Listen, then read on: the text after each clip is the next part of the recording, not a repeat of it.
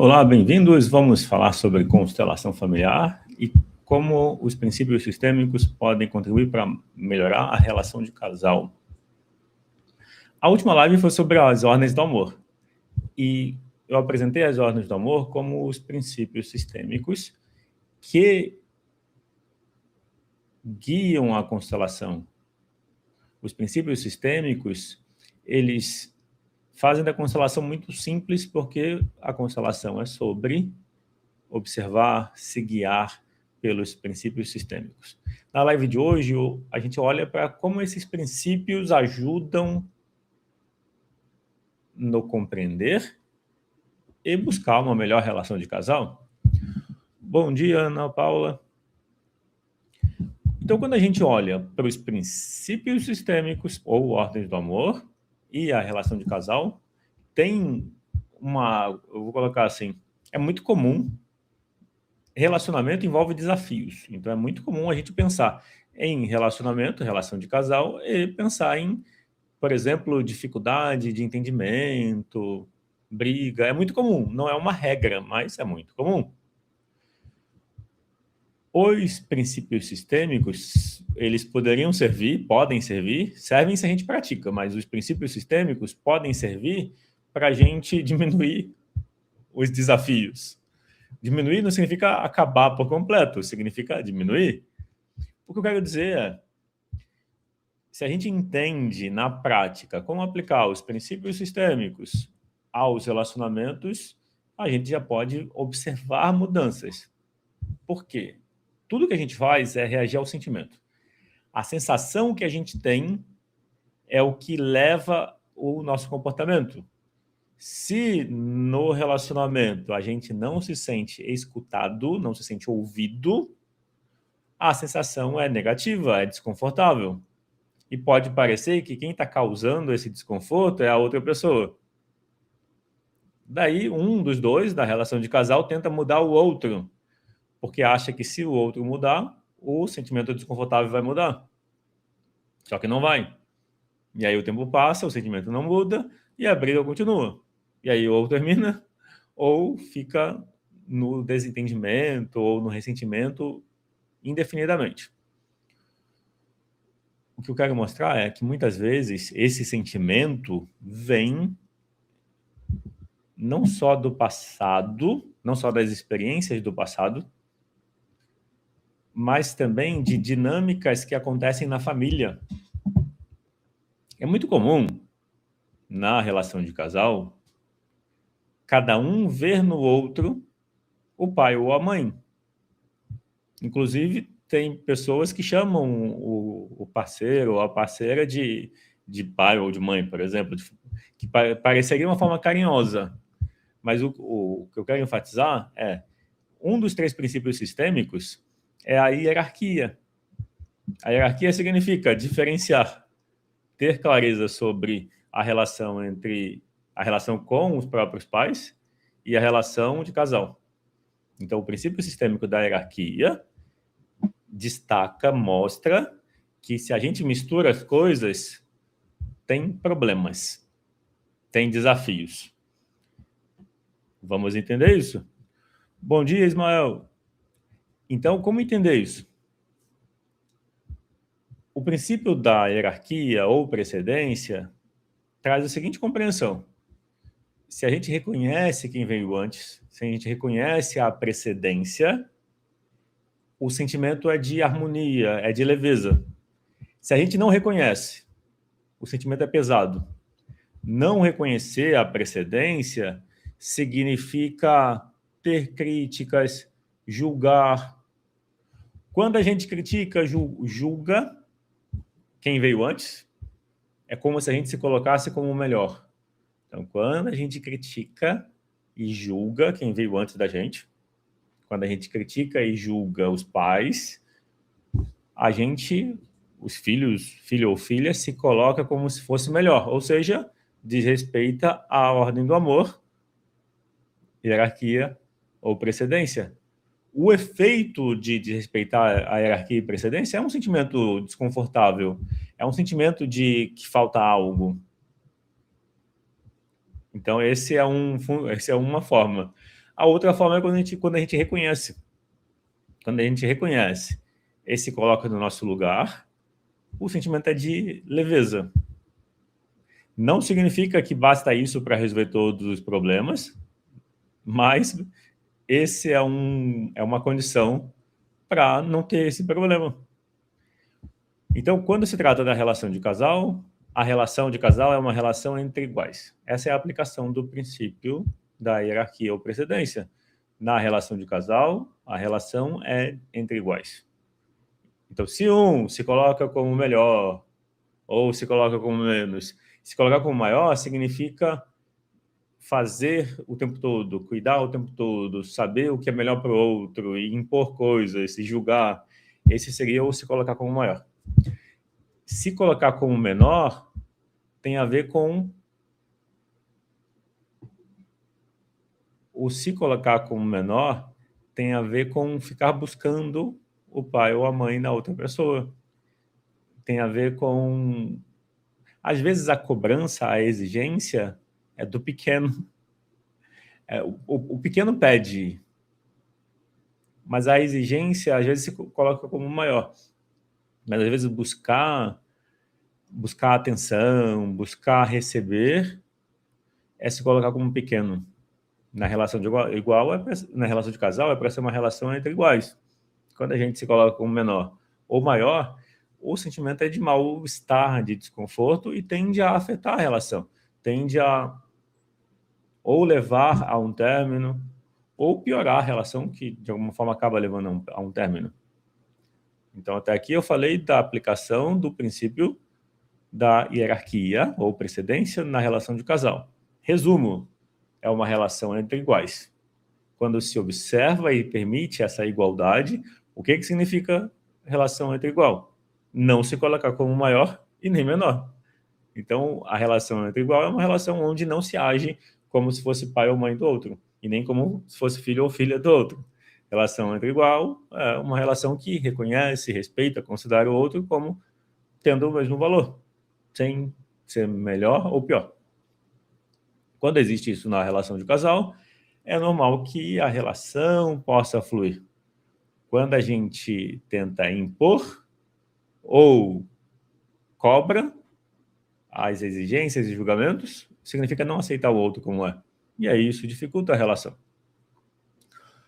Agora eu vou trazer o equilíbrio entre dar e receber, porque ele é muito próximo da hierarquia ou precedência. Por quê? O equilíbrio entre dar e receber na relação de casal significa a troca equilibrada, a troca onde existe espaço para outra pessoa retribuir. E existe um receber de uma das partes. Não adianta um lado da relação de casal só fazer pelo outro e não se permitir receber. Esse não se permitir receber é um se colocar como maior. Ou não querer estar como menor. Quando a gente recebe, o receber é se colocar como menor. Mas não é ruim não, tá? O equilíbrio seria essa alternância. O equilíbrio é uma troca. É um dar e receber. Então, é um fazer e um receber. Alguém pode questionar, mas tem que ter equilíbrio sempre na relação de casal? Não necessariamente. O equilíbrio tem que ser instantâneo. Ou dentro do mesmo dia, o equilíbrio pode acontecer ao longo do tempo. Mas o fundamental, eu entendo, que é o reconhecimento. O fundamental é aquilo que a gente fala em relação a outra pessoa na relação de casal. Tanto que quando você faz uma constelação familiar e olha para a relação de casal, para dificuldades na relação de casal, o que traz a solução ou a melhora da relação de casal é o reconhecimento daquilo que está acontecendo. Quando a gente fala do que a gente vê e do que a gente sente, esse reconhecimento do momento, ele é curativo, ele traz leveza, ele traz crescimento, inclusive. Mas o frequente, eu estou falando do equilíbrio entre dar e receber, só que eu vou explorar um pouco agora a questão do desequilíbrio do dar e receber. Quando um faz demais pelo outro, sem que o outro possa retribuir, ou faz demais e não quer receber porque acha que não precisa, Isso é um desequilíbrio entre o dar e receber e tende a gerar problemas. O problema, de novo, pode ser conflito, brigas, como pode ser afastamento. O fazer demais, se um lado tem muito, precisa ser acompanhado de um reconhecimento de que a troca já acontece, momento a momento, e que a troca não precisa ser igual ou da mesma coisa. A troca na relação de casal pode ser aquilo que se reconhece como a troca, mas precisa ser expressado. Então, quando um lado faz demais e não se permite receber, esse se coloca como maior. Isso gera um problema. Que tipo de problema? Conflitos ou término. Ou traição, por exemplo, que é uma forma de término. Então, o caminho do equilíbrio entre dar e receber não precisa ser não fazer, podendo fazer. Também não seria o oposto. O equilíbrio entre dar e receber, ele vem da verdade do momento. Qual é o sentimento que está presente? E, ao mesmo tempo, um reconhecimento de que o equilíbrio, ele já acontece, a troca já acontece. Existe um receber que não precisa ser material na relação de casal, existe um receber que já acontece pela própria relação. Existe uma troca que já acontece na própria relação. Reconhecer que essa troca já é a relação, de alguma forma, facilita o equilíbrio, porque esse é o reconhecimento que a gente faz em uma constelação. Em uma constelação, é muito curioso. Quando há um conflito dentro de uma relação de casal e se olha isso numa constelação, muitas vezes esse conflito ele diminui ou encontra uma melhor forma de lidar com o reconhecer das responsabilidades. Quando cada um reconhece a sua própria responsabilidade na relação de casal, ou seja, se tem um desentendimento, os dois lados têm a sua contribuição. Então, quando se reconhece, quando se expressa de uma forma muito simples, que cada parte assume a sua responsabilidade e que cada parte deixa com a outra a responsabilidade dela. Essa frase, como eu estou colocando, é o que a gente fala. Ou o que eu, como facilitador, peço para que a pessoa fale para o outro na relação de casal. Essa frase, por si só, parece que coloca as coisas no lugar. Ao falar a frase, parece que a pessoa se conecta com eu também tenho responsabilidade, eu também contribuí. E o outro também tem a dele. E eu deixo a dele ou a dela com ela. Então, esse reconhecimento, de alguma forma, é como se fosse o que precisava ser visto para melhorar a relação. Reconhecer que cada parte tem a sua responsabilidade. Depois, além disso, eu estou mostrando que quando se trata de um conflito ou uma dificuldade, essa é uma frase, a que reconhece a responsabilidade de cada parte na relação de casal, sistemicamente falando. A outra é a gratidão, expressar a gratidão pelo tempo que se compartilhou, pelo que de bom se recebeu. É nesse sentido que a troca não precisa ser material, não precisa ser quantificada e não precisa ser mensurada por moeda ou por tempo. É como se a troca acontece encontro a encontro, mas para reconhecer que isso acontece encontro a encontro, depende da presença, de estar no agora. E eu estou trazendo um elemento importante para a relação de casal, que é o estar presente no momento e reconhecer. Reconhecer que no dar e receber, mesmo que a outra parte não possa retribuir na mesma proporção, então imagina na relação de casal, o casal tem salários muito diferentes, ou um não tem salário e depende do outro. Como que fica, nesse caso, o equilíbrio entre dar e receber? Aí o ponto-chave é o equilíbrio entre dar e receber não precisa ser material e na mesma moeda. O equilíbrio entre dar e receber é a própria relação, é o próprio compartilhar, é o tempo que se passa junto, é a atenção que que se tem um pelo outro, e aí reconhecer que a troca já acontece é o elemento central para ter o equilíbrio. Não adianta só fazer e considerar que está tudo certo e nunca expressar. Porque imagina que a outra parte sente que tem algo que não está no lugar. Às vezes, o sentir que não tem algo no lugar é essa falta do reconhecimento. Qual o reconhecimento? De que a troca já acontece. Já existe a troca, independente de ter um equilíbrio exato. E eu falo isso porque quando se fala de equilíbrio entre dar e receber, parece que é necessariamente fazer uma coisa, receber uma coisa.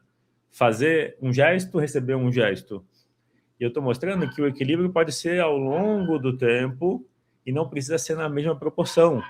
Além disso, eu estou acrescentando que a própria relação é a troca. Mas não basta saber isso, a gente precisa expressar. A gente precisa deixar a outra parte saber que o sentimento é de que já existe uma troca, já existe algo que acontece e o próprio sentimento ou o passar tempo, ou estar junto, ou compartilhar, é a troca em si. Quando existe esse reconhecimento, esse é o equilíbrio entre dar e receber na relação de casal. O que não é o equilíbrio entre dar e receber na relação de casal? Fazer demais, cuidar demais, se preocupar demais e não estar aberto a receber. Ou cobrar, julgar, criticar, achar que a outra pessoa nunca é boa o suficiente. Normalmente, o que vai contra o equilíbrio entre dar e receber também vai contra a hierarquia. Por isso que eu falei, primeiro, hierarquia ou precedência, e agora eu estou falando do equilíbrio entre dar e receber na sequência. Porque são dois pontos centrais que são muito próximos. Quem se coloca como maior, faz demais. Quem se coloca como menor, pede demais, quer receber demais. Essas duas maneiras prejudicam a relação de casal. Para melhorar a relação de casal, é lembrar que relação de casal é a relação entre iguais. Agora eu vou acrescentar uma coisa que é, e o passado? Cada um tem o seu passado, relacionamentos passados. Onde fica isso? Aí eu trago que sistemicamente, só para completar, agora eu estou falando do pertencimento ou vínculo, que é a terceira ordem do amor. Não que elas tenham uma ordem em si, mas é a terceira que eu falo agora. Então eu falei da hierarquia ou precedência, falei do equilíbrio entre dar e receber, e agora eu estou falando do pertencimento ou vínculo. No pertencimento ou vínculo, a gente precisa incluir o passado. O que é incluir o passado? Reconhecer. Reconhecer que cada um tem o seu passado, teve as suas experiências. E também tem a sua família de origem. Quando, na relação de casal, um do casal tenta ser melhor do que alguém da família, essa competição é negativa. O que é importante? É reconhecer que atrás do outro, na relação de casal, tem a família. Tem o pai e a mãe da pessoa e toda a família. Quando existe esse reconhecimento, a relação fica mais leve. Quando existe uma competição de querer ser melhor, ou julgar e criticar por não concordar com algo, geralmente isso traz um efeito negativo. Mesmo que a família seja difícil, e mesmo que a pessoa critique a própria família, se o outro ou a outra entra nesse criticar, o efeito é negativo. Então, na relação de casal, quando se trata da relação com a família da pessoa com quem você se relaciona, ela pode criticar, ou ela ou ele pode criticar a própria família. Mas quando o outro do relacionamento também critica, o efeito é negativo. Por que o efeito é negativo? Porque um princípio é incluir o que veio, incluir o passado. Quando a gente olha para o passado e inclui o passado, o sentimento é de leveza. Mas alguém pode pensar, mas e quando no passado só teve experiência negativa ou teve muita dor no passado? Como incluir isso? E a resposta é, Se não incluir, fica pior. Como assim?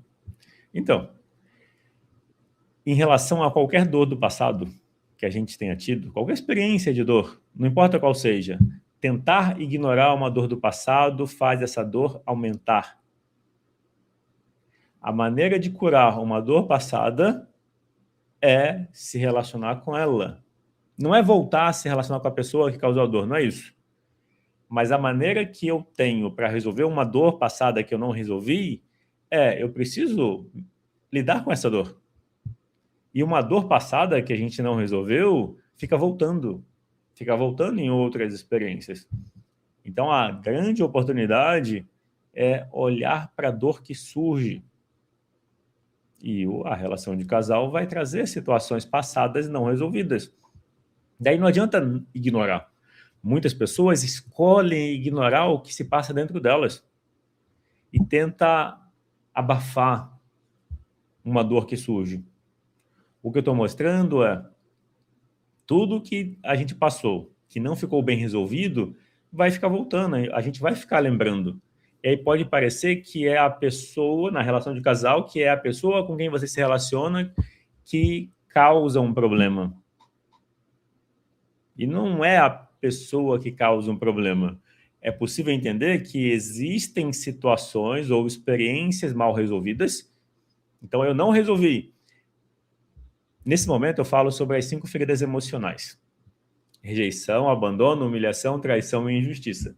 Essas 5 experiências acontecem na nossa vida até os 6, 7 anos de idade. E a gente fica repetindo ela, tendo experiências parecidas com as dores da infância. Então, a nossa dor surgiu lá na relação com os pais. A Débora Honorato, terapeuta, escreveu, repete até que, de fato, seja resolvido. Isso mesmo. Então, a Débora escreveu, o problema repete até que, de fato, seja resolvido. É isso mesmo. E não adianta afirmar que resolveu. Porque, às vezes, a gente fez alguma coisa, vou colocar assim, às vezes a gente fez uma constelação da relação com a mãe ou com o pai, e aí fala, não, já resolvi, já constelei a relação com a minha mãe ou com meu pai, mas fazer uma constelação ou fazer uma terapia, qualquer que seja, resolveu aquilo que era possível resolver naquele momento, não resolve a vida toda. Eu sempre trago que as experiências são camadas de experiências. A gente resolve aquilo que a gente consegue lidar no momento. Então, imagina que tem muita dor acumulada ao longo do tempo. Não dá, na minha experiência, não dá para resolver toda a dor de uma vez só. Mas dá para melhorar bem a dor emocional. Só que ainda tem camadas mais profundas que continuam voltando. E como a Débora escreveu, aquilo que a gente não resolveu fica repetindo. Nos relacionamentos, quanto mais conexão, quanto mais afeto ou conexão emocional, mais os temas que a gente não resolveu surgem. A questão principal tem a ver com confiar. Quando eu falei das feridas emocionais, eu falei delas porque as feridas emocionais são ligadas ao vínculo com pai e mãe. A traição, ela é a quebra da confiança, mas a traição, a dor de se sentir traído, a dor de se sentir que não pode confiar, essa dor faz a gente se adaptar. Então, a gente se adapta lá na infância. E olha como isso afeta o relacionamento. Então, lá na infância, lá nos primeiros 7 anos de vida, a gente sentiu que não pôde confiar. Porque algo aconteceu, a gente se sentiu traído. Esperava ter apoio e, ao invés de ter apoio, foi injustiçado, foi punido por algo que não fez, ou algo assim. Então, ao invés de receber apoio, recebeu acusação, ou se foi responsabilizado pelo que não fez, por exemplo. O sentimento pode ser de uma traição. Aí o que a gente faz? A gente aciona o controlador. Ser controlador é uma parte nossa que assume o controle e passa a se controlar para não deixar de novo que alguma coisa aconteça. Só que isso é deixar de ser a gente. Aí a gente leva o nosso controlador para o relacionamento. Qual é o problema disso?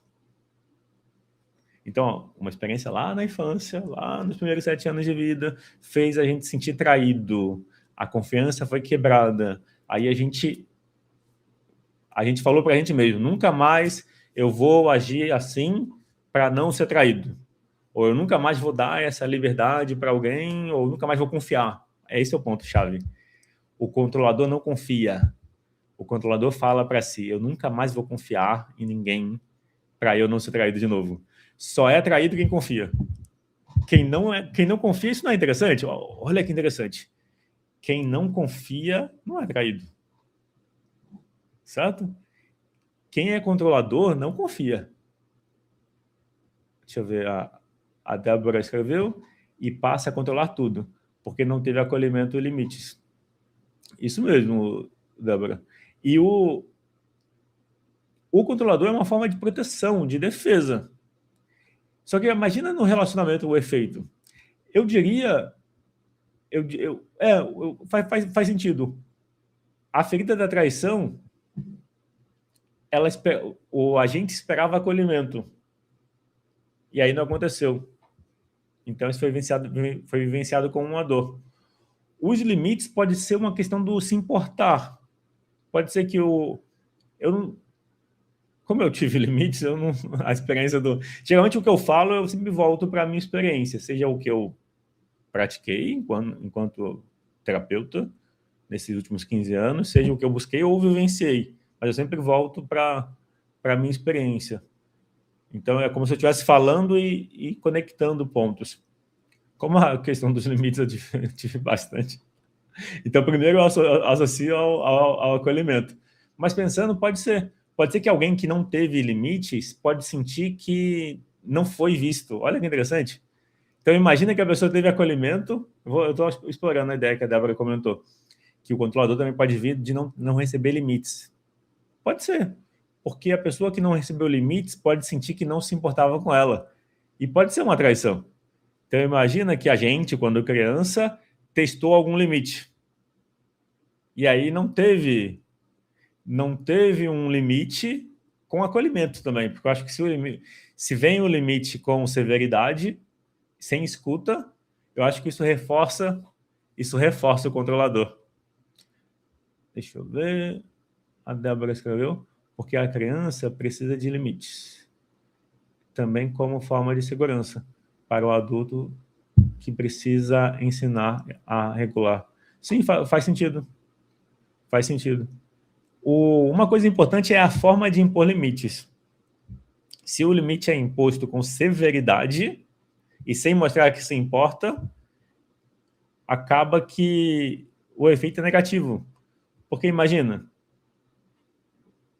tem limite, educa a criança, mas a criança fica ressentida e perde a relação. O que eu estou comentando é que, às vezes não se tem tanta atenção na forma do impor limite. Porque ou se recebeu muitos limites, e aí tem dificuldade de impor limite agora, ou porque não teve limite quando coloca demais. Mas eu estou trazendo um ponto-chave, que eu acho muito importante, é que às vezes, né? Ou impor limite precisa ser importante, precisa ser importante. É preciso ter limite, sem dúvidas, só que é importante que ele seja com consideração, como escuta. Se o limite é imposto sem escuta, ou sem mostrar que se importa, acaba que o efeito é a desconexão. É mais tarde que vai sentir o preço disso. Porque mais tarde não tem relação, ou não tem conexão, não tem afeto, e aí não tem mais como voltar atrás. E tudo que precisava era fazer a mesma coisa, mas com escuta. A escuta é ter paciência, que às vezes por não ter paciência, não se quer escutar. Por não se ter paciência, já resume na cabeça que está errado e que não tem desculpa e pronto. Pune e acabou. E aí não tem relação. Isso reforça o controlador da gente, do que sofre a punição. E a grande dificuldade do controlador é que, como sabotador, ser controlador, ou todo mundo é controlador. Então imagina que o O nosso controlador é que algumas pessoas são mais controladoras, outras são menos controladoras. Mas dos 10 sabotadores, o controlador é uma parte importante. E a maior dificuldade no controlador, no controlar, é que ele não avisa quando está controlando. O controlador, ele se manifesta e parece que é isso mesmo. Eu sinto o meu controlador como um incômodo. E a minha reação quando o meu controlador está ativado é ficar quieto, porque aí parece que eu não dou combustível para a pessoa usar contra mim, por exemplo. Parece um recurso. Mas, de novo, eu estou falando do controlador porque imagina que algo que lá da infância e a gente leva para os relacionamentos. E vai acontecer tudo de novo. Tudo que a gente não resolveu no passado vai acontecer na relação de casal. Então, o controlador que na infância surgiu para me proteger, não me deixando confiar, quando eu quero confiar, adivinha o que acontece? Aquela dor da quebra da confiança, da traição, vai ficar rondando, vai ficar esperando o momento de aparecer. E aí, quando alguma experiência parecer um pouquinho com quebra de confiança, vem o controlador para dizer, tá vendo? Quebrou a confiança. E se a gente não consegue ter clareza do que está acontecendo, nesse momento, nesse exemplo, quando o nosso controlador fala, tá vendo? De novo quebrou a confiança.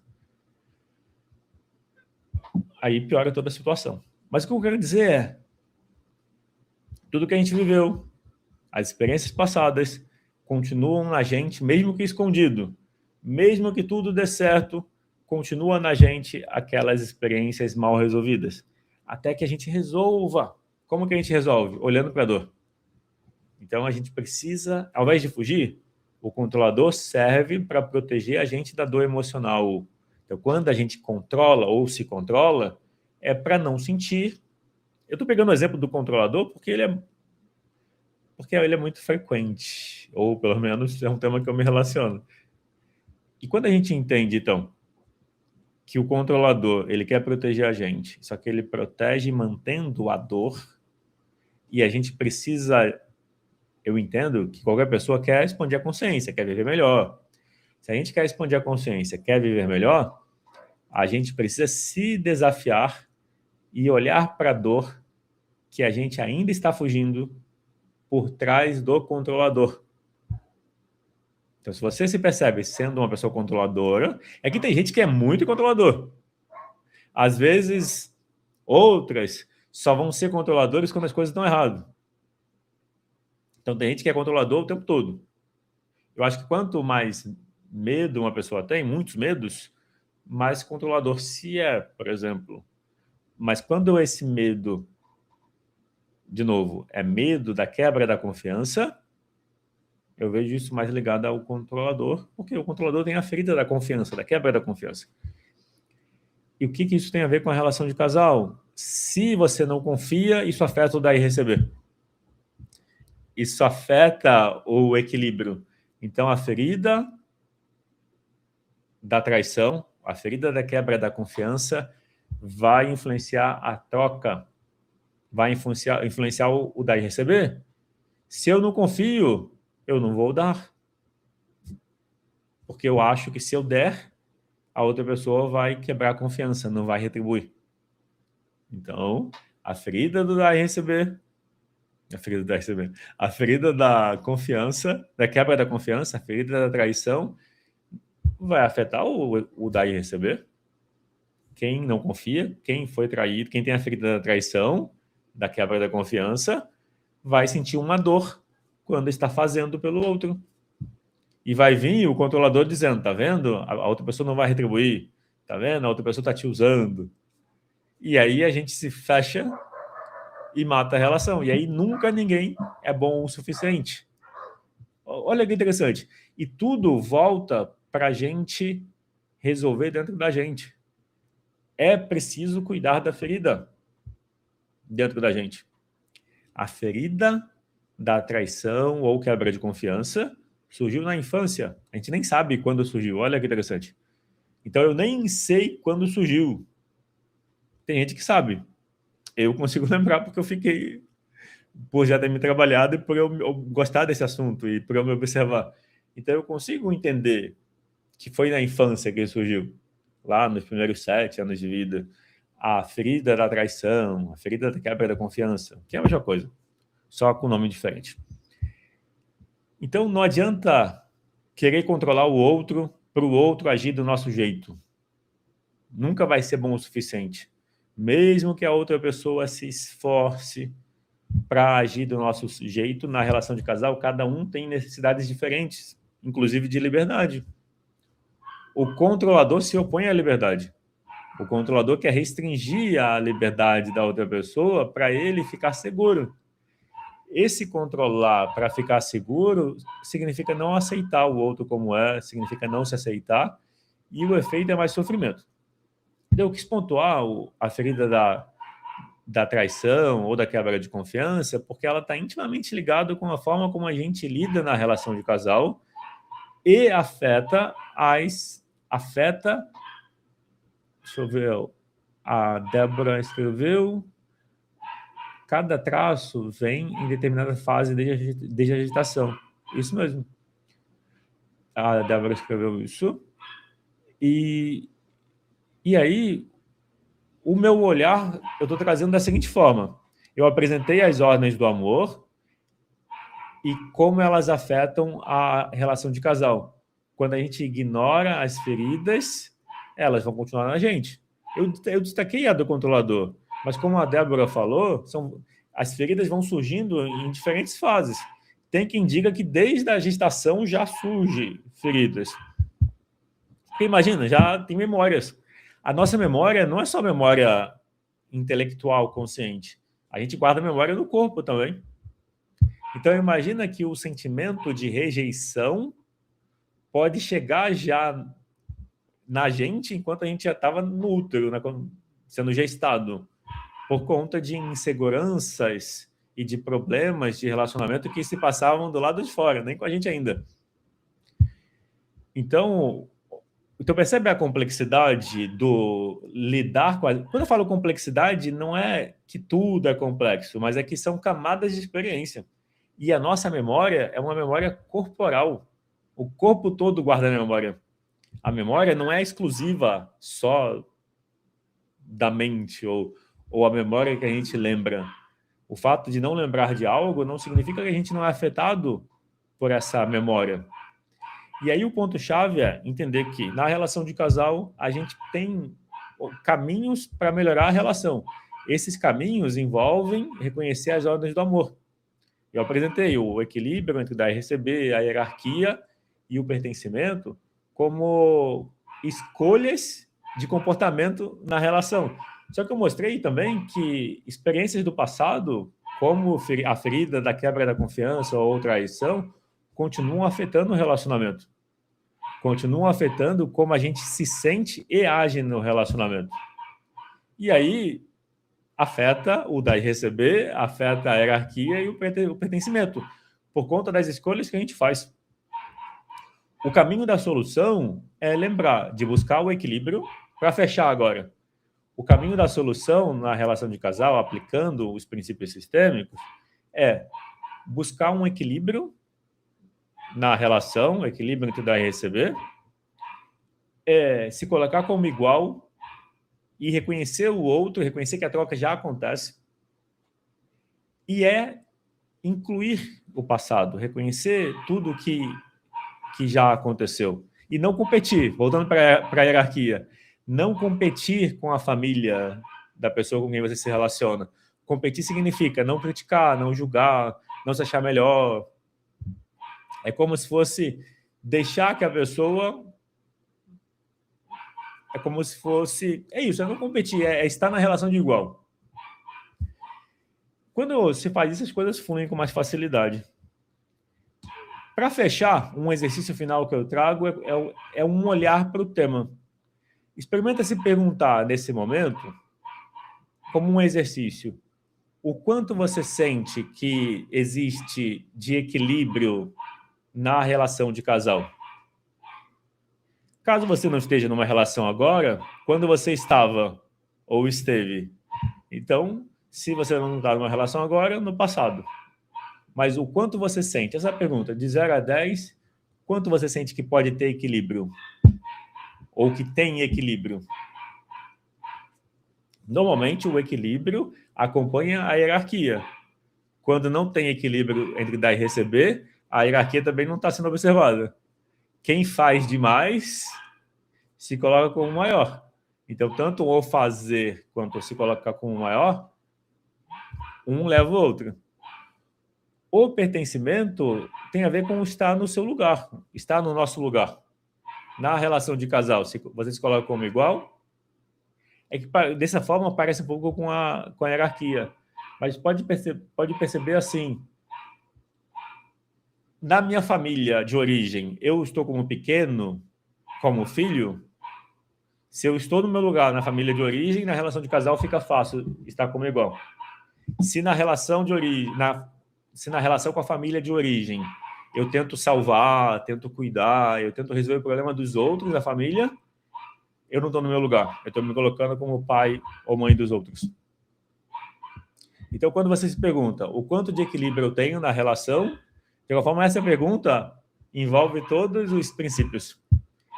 E se você observar que você não, com essa pergunta, que você não está tendo equilíbrio, a próxima pergunta é: o que eu posso mudar agora? O que eu posso parar de fazer? E o que eu posso começar a fazer? Parar e começar, para ter mais equilíbrio. Bom, é isso. Depois pode deixar nos comentários como foi a experiência. Para fechar, eu tenho um convite. Se tudo que você ouviu fez sentido, eu tenho disponibilizado uma sessão de clareza de cortesia. Nessa sessão, a gente olha para o tema que você trouxer, mas a gente olha para temas de forma a ter uma visão geral do que está acontecendo e identificar um caminho para seguir. E aí, se fizer sentido, tem a possibilidade de um acompanhamento de 10 sessões, onde a gente trabalha ponto a ponto os temas que a gente identificou na sessão de clareza. Para saber mais como agendar, você pode acessar o site constelasp.com.br. O site é constelasp.com.br, ou clicar no link da descrição, se você está no YouTube, ou no link da bio, no Instagram, e no TikTok também tem o link para... ou enviar mensagem também.